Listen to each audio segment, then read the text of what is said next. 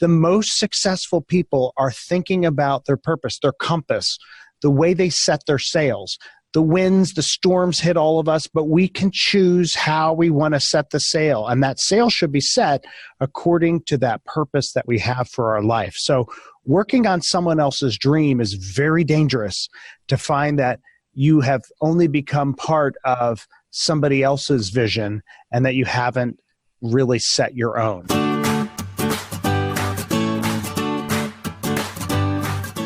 Hello and welcome to the Sunshine Parenting Podcast, where each week we talk about ideas for raising kids who become thriving adults.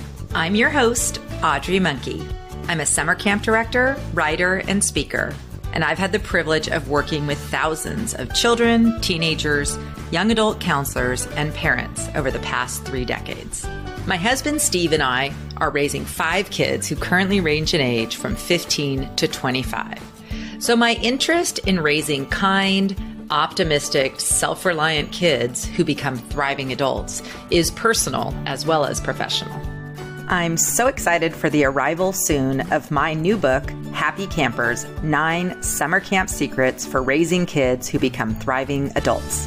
I was thrilled to have one of my parenting educator heroes, Michael Thompson, read an early version of my book and write an endorsement. If you don't know Michael Thompson, he is the author of 9 amazing parenting books. Many of them are about raising boys, including the bestseller Raising Cain. He also has books about summer camp, including one of my favorites, Homesick and Happy. In his blurb about Happy Campers, this is what Michael Thompson wrote. Happy Campers is a joyful and wise parenting book. Drawing on her lifetime of experience as a camper, camp counselor, and camp director, Audrey Monkey shows us what is most important in the lives of children. She then takes the next step and teaches parents how they can recreate the magic of camp in their own homes. I have never read a more optimistic and well-grounded guide to parenting. For ordering information, visit happycampersbook.com. You'll find links to different retailers who will be carrying Happy Campers, and you can pre-order your copy now. For episode 84, I had the privilege of chatting with Skip Prichard, author of the Book of Mistakes. I hope you enjoy this episode and get some encouragement and possibly pick up a copy of his book or listen to it as an audiobook. I think it would be a great read aloud as a family or an audiobook to listen to. It really provides some great encouragement as Skip tells the story of David, a guy who thought he was doing everything right, but is just unhappy with his life and where it's going. And he discovers some wise people who teach him about 9 different mistakes that you can avoid to have a successful life. I hope you find our interview as well as Skip's book as encouraging as I did. Today on the podcast, I'm thrilled to have Skip Prichard, author of the brand new book, The Book of Mistakes: 9 Secrets to Creating a Successful Future. Welcome to the podcast, Skip. Thanks so much for having me. Glad to be here. Yeah, really excited that we finally had a chance to talk. And it was you're very busy on your book tour right now. Always busy doing something, and I travel around the world. Yeah, it's awesome. Well, I'm so excited to be connected with you. Why don't you start by just telling a little bit about your background and how you came to writing this book? Well, my professional background is I'm a CEO and I've led several large global companies, but actually the way the book actually started, the thinking behind it was way back in my childhood when my parents started taking in people from all walks of life, but mostly they were people who were troubled, they were addicted, they were abused. And I became fascinated with the fact that somebody would stay with us maybe a couple years, go to school, get a job, move on, and be successful, relatively stable. And then somebody else would seemingly do the same thing and end up back on drugs, back in an abusive situation, circling back through the house, not exactly successful. And I thought, why is this? That one would succeed and one would fail or struggle a lot more. And so I began this kind of lifelong study, people and what makes them tick and how do you become successful, what success really is. And that's kind of the genesis of how it all started. I was always fascinated with people's mistakes and what their struggle was, because it's not so easy, right? So sometimes you look at somebody and you think, oh, that person's got it all together.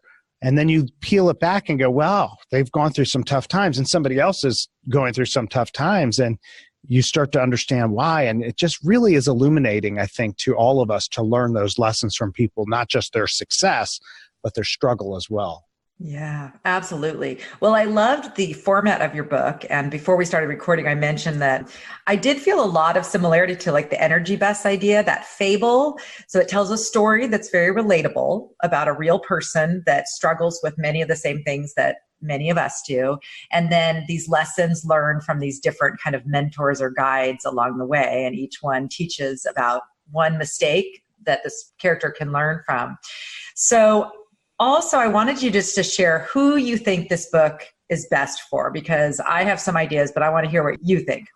You know, it's been fascinating to watch the response, and I'm so pleased to see how it's resonated with people. And in fact, it's being translated into languages all over the world. I'm watching these cool covers come up in Korea and China and Ukraine and all sorts of places you would never think about as an author. But I really have been watching how it's resonating most with people in transition. And so it's not necessarily an age group. It is actually resonating with people who may be going into retirement, or they're in transition in midlife crisis mode, or they're starting a new job or business, or they're starting life. So we're seeing a lot of parents giving it to new graduates to say, you know, really embrace some of these ideas and some of this thinking early on, because, oh, I wish I would have had this book when I graduated. I would have really used it in a different way. And so I have been really encouraged to see that it's been used in that way as a transition book. Yeah. Now, do you have any kids? I didn't ask you that before. I do. I have one daughter, and she is 21, and her name is Aria. Okay. And has she read the book? And what does she think? Well, Aria is, of course, one of the characters in the book, and she goes by Joy, but she loves it. She was instrumental in brainstorming different parts of the book and thinking about different things. And in fact, I wrote it initially thinking, what advice would I give to my daughter? And this was a few years ago when I started this thinking. And then I thought, well, you know, she'd be bored to tears with a business book, with a leadership book, with a success book. The only thing that would reach my daughter is a story. And she's an artist. She's creative. And so I thought, let me be creative and just start writing this as a story. And she was also part of kind of helping to shape it. That's amazing. I love it. I think a lot of, I don't know, I write too. And a lot of what I write is really, I think about my kids, what's going to help them. You know, you want to think about who it is that you're wanting to bless or help with your work. And that's great that you had your daughter as kind of someone you're thinking about as you're writing it. Well, as I mentioned before we started recording, after reading it, I read it in one sitting. And I have sticky notes all throughout, which I will share in the show notes, some of my favorite parts and quotes from it. But after reading it, the next thing I did was I put a sticky note on it and put it on my 18-year-old son's desk. And he has not read it yet, but he promises he will. And you gave me some insights before. I'm going to send him to the quiz on your site as well. But I really think I have found, especially with teenagers, college kids, having a resource like this where it's not you telling them what to do, but it's sharing ideas and resources that resonate, that they can relate to, is such a great way to teach kids. And stories, I love that you did a story. It's so much easier to read in this format than a list of, here's mistake number 1, you know, don't do it. So true. Yeah. It's true. Of course, the research shows that we remember things by story significantly more. And that's what we remember. We don't remember these facts. We remember the stories. We remember, I mean, I can still remember teachers that I had, and I don't necessarily remember every fact that they taught, but I can remember the colorful ones, the ones that had passion, the ones that were kind of teaching in that way. You're all about camps. And, you know, I'm thinking about some experiences I had at camps where a teacher was coming in or telling this incredible story around the fire. That's what really, you know, energizes you. And I've seen that to be the case. Also, how we all learn differently. So I know a lot of teenagers are enjoying the audiobook that I recorded so they could listen to it instead of reading it. So it all depends on how you take in information. But it is true. We just love stories. And, you know, a story well told, I wanted to write it so that it was entertaining and you'd want to know what happened in the story. And the lessons were kind of in the background rather than let me just preach to you these lessons and then you kind of roll your eyes and move on. So that was the intent. And saying some kind words about John Gordon and his great book and many books. I've read all of them. He's tremendous. So I'm delighted to be put in that category and certainly delighted that he endorsed this book as well. Yeah, it's so fun. Another book, I don't know if you've read Laura Vanderkam's recent book, Juliet's School of Possibilities. I have not read it. I have just heard that twice. So okay. I'm definitely going to be reading that soon. It's the same genre. It's a fable with life lessons. And again, I think this is just a great way because I'm very into, I read all the positive psychology books and leadership, and I like reading those books about culture, but most people don't. And so this is so relatable. It's so great. And I think the way you wrote it too, like it has the story, but then you do give a summary of each mistake so that you can refer back to it and everything else. So let's just talk about a few of them. Again, there are 9 that you go over in the book, but your first one, mistake number 1, is working on someone else's dream. So why don't you talk a little bit about a mistake that's very commonly made by people? We find ourselves in life drifting along many times, and we get to a point and we say, wait, why am I here? And this is why I think it's so relative to people in transition. It may happen when you're in midlife crisis. It may happen when you're majoring in something in college. It may happen later in life, but we shouldn't just find ourselves drifting. The most successful people don't make this mistake. They don't find themselves swept up in someone else's dream, swept down the river and wonder, well, how am I here? They're very deliberate, saying, what is my dream? What is my purpose? What gives me energy? Why am I uniquely put on this planet? What is my God-given purpose to really do something different in this world that is unique to my giftedness, my skills, my attitude, the people around me? What am I here for? The most successful people are thinking about their purpose, their compass, the way they set their sails. The winds, the storms hit all of us, but we can choose how we want to set the sail. And that sail should be set according to that purpose that we have for our life. So working on someone else's dream is very dangerous to find that you have only become part of somebody else's vision and that you haven't really set your own. And I think that's particularly important for people in transition to be thinking about in this next phase, as I take on this next phase of my life, this next challenge in front of me, what is my dream? And am I going after it with a passion? And how do I guard against drifting over here or being pushed over there by someone who may be well-intentioned, but they want to push their dream? So mom wants to push her major on me, or my first boss wants me to go over in this department. Maybe that's right for me. Maybe I'll give credence to it. I'll listen to it. But maybe I want to take some time to reflect and think about my own dream and my own purpose. That's what that one's all about. Yeah. I'm glad you mentioned the whole parenting thing, because I think, again, as parents, we definitely have our kids' best interests. We want great things for them.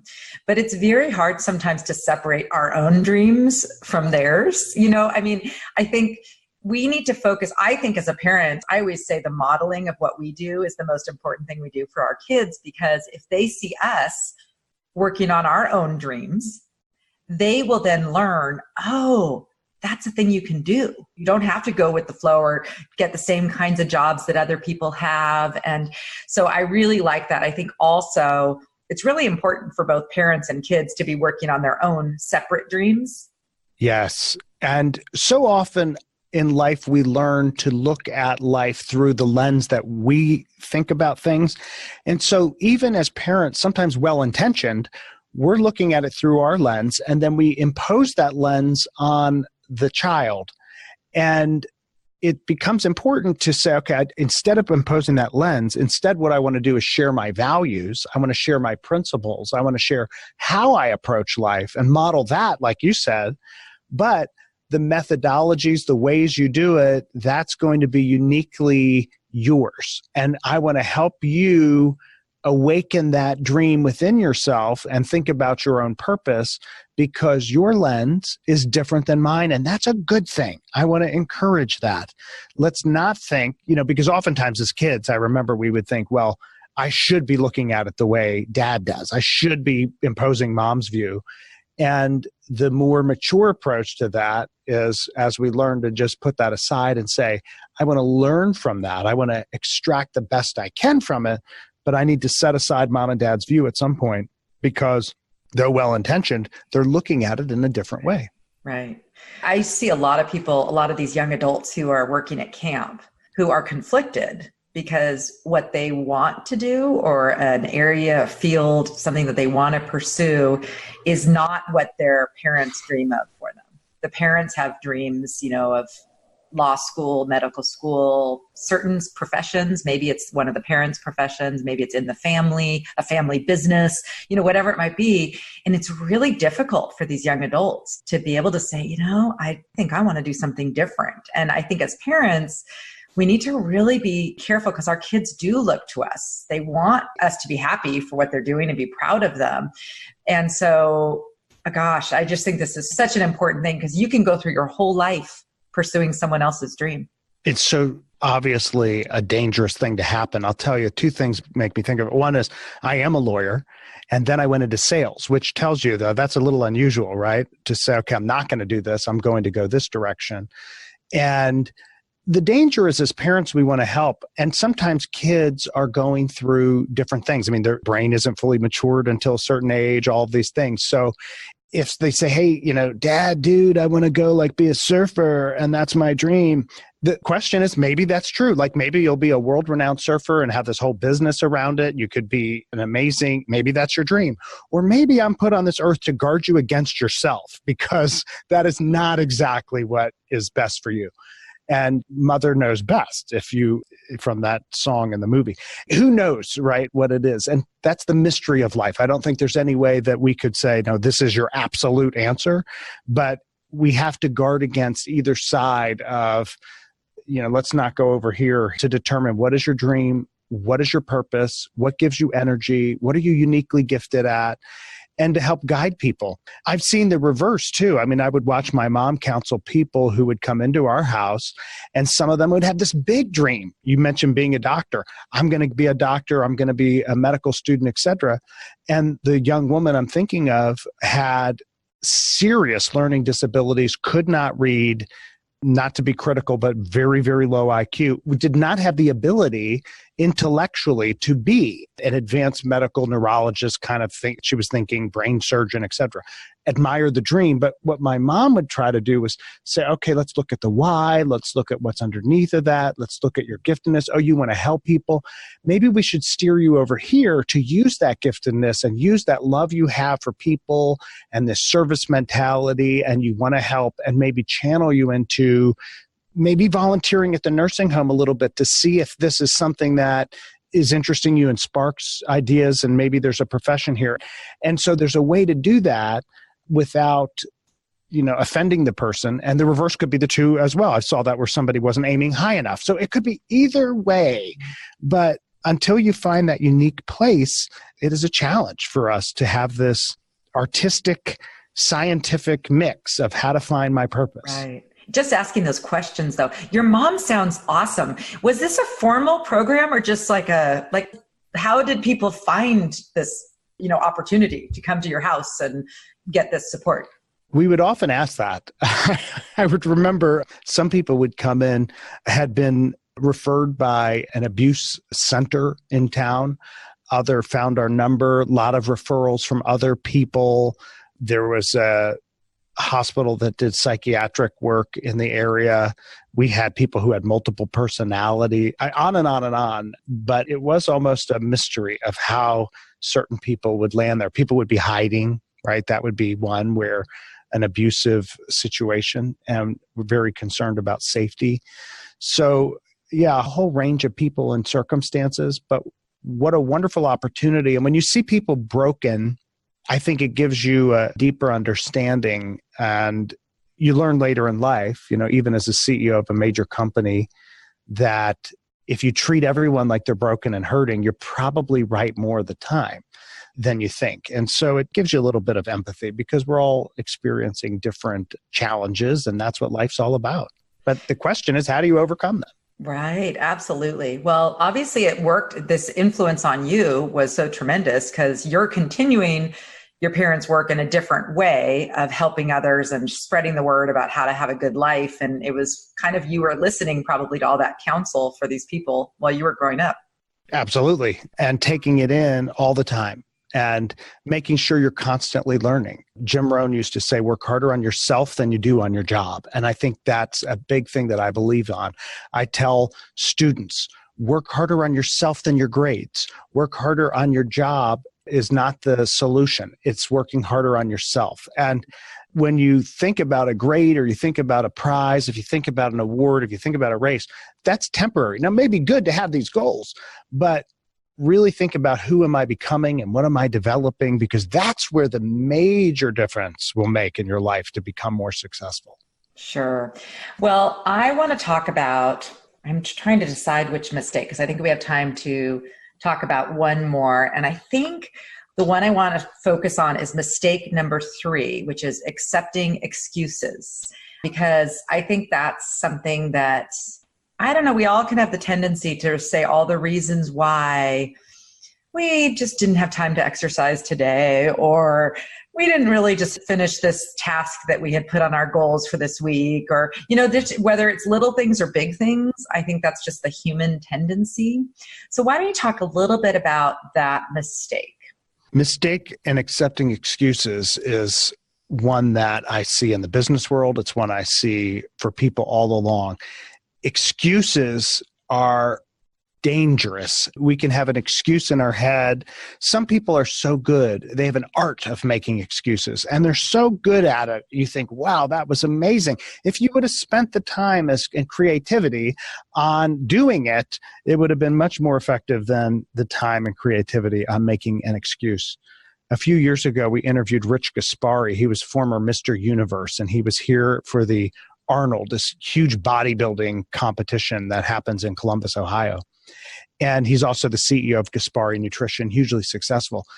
But he got back into shape, tip-top shape, to be on the cover of a magazine decades after having been on them when he was young and when he was Mr. Universe. And he wrote a book called No Excuses. And he said, we just make these excuses of why we can't do it. And the most successful people overcome these excuses. And I saw this time and time again. Jennifer Farr Davis, she was the fastest for a while hiking the Appalachian Trail, over 2,000 miles. And she had all these excuses. So she would break something. She would be bitten by a snake.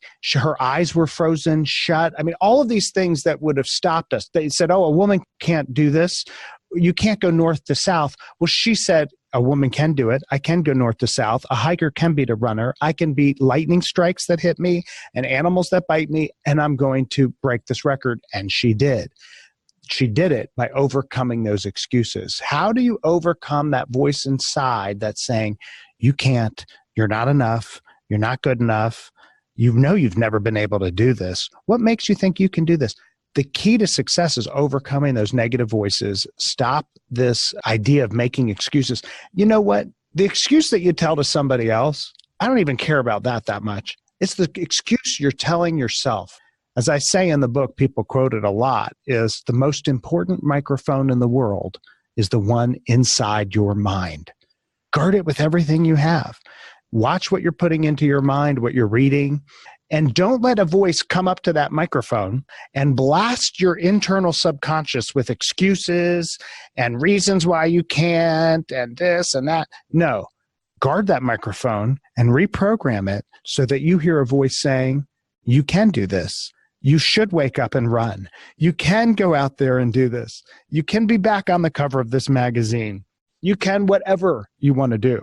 Because the most successful people do that day in, day out. Of course, we all face these things. We all have excuses. And some of us, you could say, well, this is a legitimate excuse. I don't care. Some people tell me the excuse as if like I'm some judge and I'd say, yes, well, that's a legitimate excuse. So you have freedom to be a loser. No, it's your life. So you need to say, I mean, I can empathize with you and say, wow, that was amazing. Like I get it now, right? But I've watched people go through unbelievable circumstances, abuse, addiction. My wife has fought cancer twice. And I would see people who could use all these excuses, learning disabilities, whatever they are, really big challenges, but saying, you know what? I'm not going to accept them. I'm going to overcome them. I'm going to use those excuses as fuel, as rocket fuel for my success. And those excuses actually become the foundation for me saying, look what I've overcome. And isn't it a greater story to go back and say, let me talk about how we overcame these things that were excuses, instead of, let me tell you why I'm a loser. Nobody wants to hear that. We want you to win. We want you to be the best you can be. We can feel sorry for you, but what good is that? We want to celebrate with you how you overcame the impossible. Much more exciting. Oh gosh, Skip, everybody needs your voice in our heads. Every day, start the day with inspiration from Skip. Okay, as you were talking and you mentioned the audiobook, I really think this is a book that I want to use at my own camp to read aloud to some of our older campers. I think it would be really effective. They really listen to these young adults, the college age kids, who, while reading the book, will also learn from it themselves. But I love the idea for parents to do this as an audiobook in the car, driving around with their kids. Yes. And it's a great discussion point. You can say, hey, let's talk about this. Have we made this mistake? Because by the way, we all have. Anybody who hasn't made any of these mistakes, maybe they're really good at deluding themselves. And you can take the quiz and see which character and which mistake is you in the book. So you can go to thebookofmistakes.com, take the quiz. And it's a great discussion point to say, hey, I'm the bookseller. Wait, I'm the playwright. And what does that mean? And hey, here's who I am and how I operate. And it becomes a fun way to start those discussions as a family. Oh my gosh, I'm so excited. I hadn't found the quiz yet, but I will take it right after we talk. I'll add my results to the show notes so people can see what I did. Well, anyway, Skip, I am so excited to be introduced to you and your work and this book. I'm now an email subscriber and I'm following all the things that you're doing. Where is the best place for people to find you and find more information about this book and the other things that you're doing, your speaking, all of that? Well, the easiest place is my blog is at skipprichard.com. No T in Prichard, so SkipPrichard, skipprichard.com. There's also thebookofmistakes.com, and it's actually so thebookofmistakes.com. That's where you can take the quiz. But yeah, connect with me on social media. Love to hear people's stories of which mistake they had, how they overcame it, how they're not making those excuses, and how they seize control of that microphone in their mind. I love those stories. It's so inspirational. Thank you so much for being on the podcast today. I'm really, really happy to be connected, and I hope we get to connect again sometime. I would love that. I look forward to it, and great to find your resource and inspiring a whole next generation. Thank you for what you do. I hope you enjoyed my chat with Skip Prichard about his book, The Book of Mistakes. Of course, as soon as we finished our interview, I got on his website to take the Book of Mistakes quiz and found out that my results are the trainer in the Book of Mistakes. And so I looked back in the chapter about that the trainer is in, and the trainer is the one who teaches David about mistake number 3, accepting excuses. So I liked my results, and I recommend you going and finding out what yours are, because they're really positive results. They tell you what mistake you are probably least likely to make. As always, you can find everything that we talked about in this episode in the show notes, which are on my website at sunshine-parenting.com. Search for episode 84. In those show notes, I also copied my results from the Book of Mistakes quiz. And I'd love to hear what yours is as well. Send me an email at audrey@sunshine-parenting.com and let me know what your results were. If you don't want to send an email, another really fun new feature I have on my website is a voicemail recorder. You can just quickly record your question and it will come to me via email, and it's something that I could possibly use on a podcast episode. So feel free to send me a voicemail message or an email if you have any questions about summer camp, parenting, or happiness. I'll end this episode with a quote from Skip's book in the chapter about mistake number 7, which is trying to blend in instead of standing out. Skip says, authenticity is the result of standing out. If you are true to your design, you naturally stand out from others because no one else is quite like you. Authenticity is the beautiful expression of your unique giftedness. This podcast is a proud member of Parents on Demand, a network of high-quality shows for families just like yours. Download our free network app on Apple and Android and listen to your favorite episodes on the go.